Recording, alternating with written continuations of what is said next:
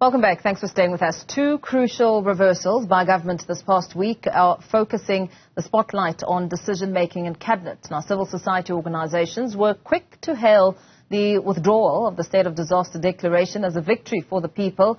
Meanwhile, Finance Minister Enoch Godongwana also made a U-turn on a decision to allow Eskom not to declare its fruitless and wasteful expenditure. Here's a recap from our politics desk.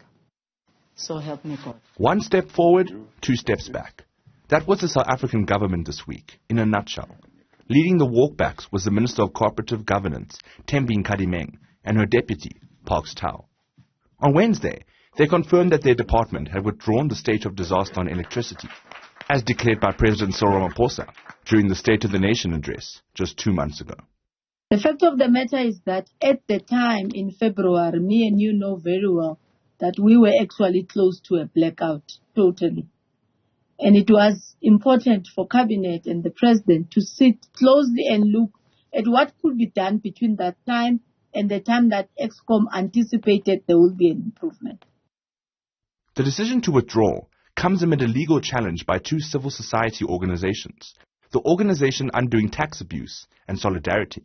Although government denied this litigation was behind its decision, the organizations nonetheless claimed victory almost immediately. There was no need for the state of disaster. We have all the mechanisms in place to deal with the emergency matters and get to fixing Eskom. In fact, they've been ignoring so much of that for a long time right now. So declaring a state of disaster was the wrong reason. And we've seen what happens in a state of disaster with the PPE during the COVID period where it's almost a license to now go on a spending spree for the wrong reasons sometimes. A little earlier in that day, Finance Minister Enoch Godongwana had also walked back the decision that would have exempted Eskom from reporting fruitless and wasteful expenditure in its annual financial statements. We had an intensive discussion with the AG.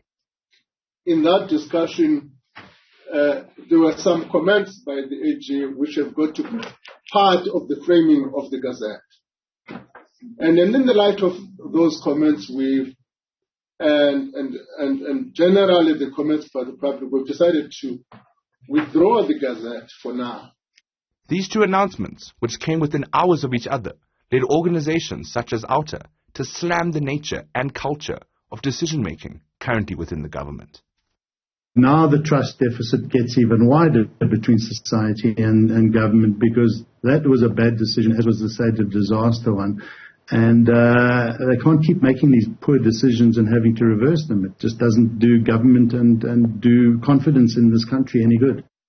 Godongwana did, however, confirm that the decision to withdraw the exemption on Eskom is temporary, while they discuss a more permanent solution with the Auditor General. So the question is it just a matter of time then before the exemption is back on the table?